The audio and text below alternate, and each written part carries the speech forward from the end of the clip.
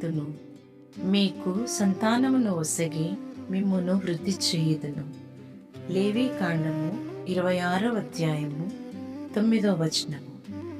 మనము కళ్ళు మూసుకొని ఈ దీవెనకరమైన వాక్యమును మన జీవితానికి అన్వయించుకుంటూ ఈ వాక్యమును ఉచ్చరించుదాము. ప్రభు నన్ను దీవించి నా సంతానమును వృద్ధి చేయును.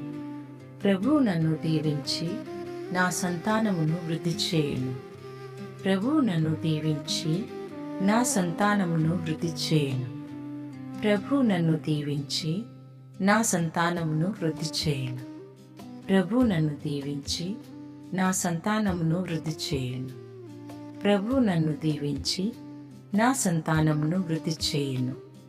ప్రభు నన్ను దీవించి నా సంతానమును వృద్ధి చేయును.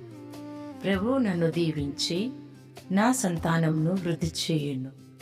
ప్రభు నన్ను దీవించి నా సంతానమును వృద్ధి చేయును. ప్రభు నన్ను దీవించి నా సంతానమును వృద్ధి చేయును.